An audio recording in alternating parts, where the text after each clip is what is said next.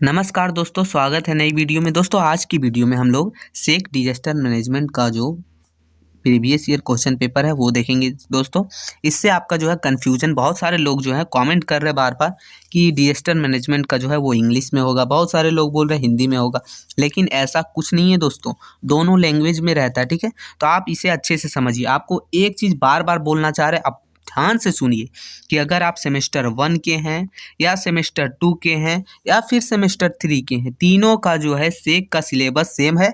बस आपको तीनों सेमेस्टर में अलग अलग सेक सब्जेक्ट पढ़ना है, तो ये चीज़ आपको ध्यान रखिएगा। ये कन्फ्यूजन सबको है, तो ये आप ध्यान रखिए।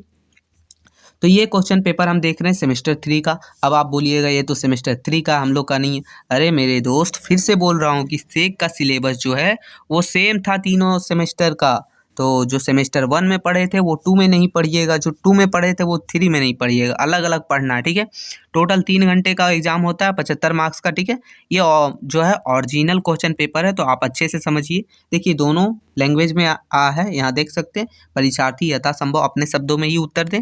अब देखिए ग्रुप ए यानी कि खंड आ में आपको मिल रहा है अति लघु उत्तरीय प्रश्न। ठीक है, जिसमें आपका पहला क्वेश्चन हो जाता है कि भारत के किस क्षेत्र में अत्यधिक भूस्खलन होता है। तो ये चीज़ आपको पहला क्वेश्चन का आंसर है, या मतलब क्वेश्चन है। ठीक है, देख लीजिए यहाँ।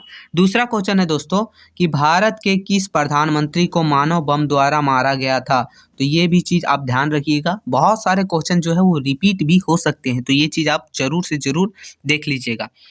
तीसरा क्वेश्चन है दोस्तों, बोल रहा है कि भोपाल गैस त्रासदी किस गैस के कारण हुई थी, मतलब किस गैस के कारण जो भोपाल में गैस वाला घटना हुआ था, गैस फटा था, वो चीज़ आपको लिखना है, कौन सा गैस था। ठीक है, तो तीसरा क्वेश्चन ये है।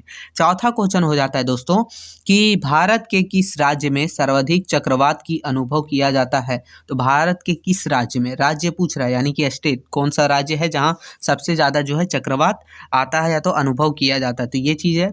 हम लोग का ई नंबर क्वेश्चन है यानी पाँचवा, बादल फटने किसे कहते हैं, यानी बादल फटना क्या चीज़ है। ठीक है, तो ये चीज़ आपको ध्यान रखना है।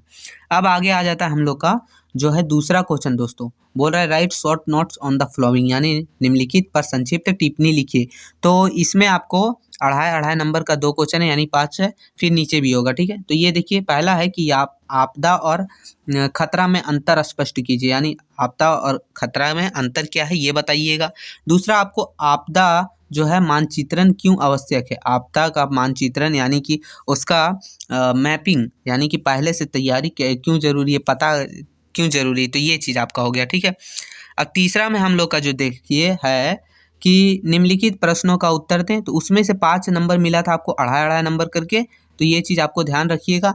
और यहाँ आपको एगो 5 नंबर मिल जा रहा है, यानी कि टोटल आपको 10 नंबर खंड खा से यानी मिल जा रहा है, खंड खा से। तो ये है निम्नलिखित में से एक प्रश्न का ही उत्तर देना है। यहाँ 2 क्वेश्चन है, एक प्रश्न का उत्तर दीजिए। तो पहला क्वेश्चन हो जाता है कि सूखा के कारणों और प्रभावों की विवेचना कीजिए या फिर विवेचन करें।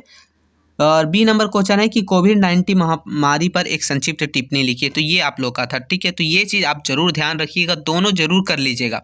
ठीक है, अब आता है खंड बी यानी कि खंड खा। इसमें आपको टोटल 7 क्वेश्चन देखने को मिलेंगे, लेकिन किन्हीं भी 4 प्रश्नों का उत्तर दीजिएगा, टोटल 60 मार्क्स मिलेगा। यहाँ देखिए मार्क्स दिया हुआ है, बोल रहा है कि answer any 4 questions for the flowing, यानी निम्नलिखित में से किन्हीं 4 प्रश्नों के उत्तर दें। तो ठीक है, तो यहाँ हम लोग एक एक करके जो है 7 क्वेश्चन देखते हैं। तो पहला क्वेश्चन हो जाता है हम लोग का कि आपदा के अर्थ और मूल सिद्धांत का वर्णन कीजिए। तो सबसे पहले आपदा का अर्थ और उसका सिद्धांत क्या है, ये चीज़ आप लोग का क्वेश्चन 1 दिया है, मतलब पहला क्वेश्चन है। ठीक है, खंड बी का।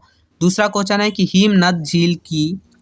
हिमनद झील का विस्फोट बाढ़ का उदाहरण सहित विस्तृत करें। ठीक है, तो ये आप लोग का दूसरा क्वेश्चन है। तीसरा क्वेश्चन हो जाता है दोस्तों कि सुनामी के कारणों एवं प्रभावों का वर्णन कीजिए। तो ये चीज़ आप जरूर से जरूर कर लीजिएगा। दोस्तों इससे पहले हम आपको बीच में एक चीज़ बोलना चाहते हैं कि डिस्क्रिप्शन में लिंक दिया गया है, पूरा डिजास्टर मैनेजमेंट का जो है तैयारी करवा गया है। तो आप जाके प्ले लिस्ट में जाके पूरा देख लीजिएगा, इंपॉर्टेंट क्वेश्चन है, वहाँ क्वेश्चन का आंसर है, फिर साथ ही साथ ऑब्जेक्टिव क्वेश्चन भी है। तो आप जरूर से जरूर देख लीजिएगा ताकि आपका एक भी क्वेश्चन छूटे ना। ठीक है, आगे हम लोग का क्वेश्चन हो जाता है कि औद्योगिक आपदा से आप क्या समझते हैं, उदाहरण सहित समझाइए। यानी कि औद्योगिक आपदा क्या है और साथ ही साथ उदाहरण देते हुए इसका लिखना है।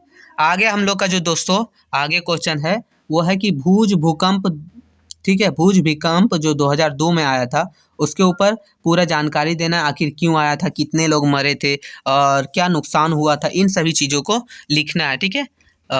फिर आगे हम लोग का क्वेश्चन आ जाता है दोस्तों, बोल रहा है कि आपदा के समय पर एनडीएमए और एनआईडीएम के भूमिका की विवेचना कीजिए। तो ये चीज़ आपका है, इसका फुल फॉर्म होता है नेशनल डिजास्टर मैनेजमेंट अथॉरिटी या तो फिर कुछ होता है, हम आपको बता देंगे, ठीक है। तो ये चीज़ आपका है, इसका भी जो है आंसर ऑलरेडी पहले करवा दिया गया है, आप प्लेलिस्ट में जाइएगा तो देख लीजिएगा, ठीक है। तो ये चीज़ आप ज़रूर देख लीजिए। आगे हम लोग का जो लास्ट क्वेश्चन है बोल रहा है कि आतंकवाद को किस तरह का अपवाद कहा जाता है। तो आतंकवाद जो होता है वो किस तरह का आपदा कहा जाता है उसको। तो ये चीज़ आपको है, टोटल 7 है दोस्तों, इनमें से किन्हीं भी 4 का आंसर देना है, तो ये चीज़ आपको ध्यान रखिएगा।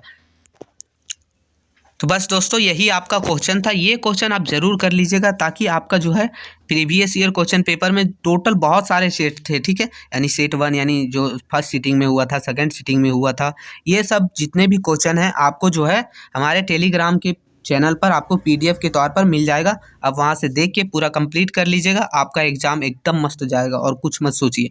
प्लेलिस्ट को पूरा ज़रूर कर लीजिएगा, ठीक है। मिलते हैं नई वीडियो में, तब तक के लिए जय हिंद साथियों।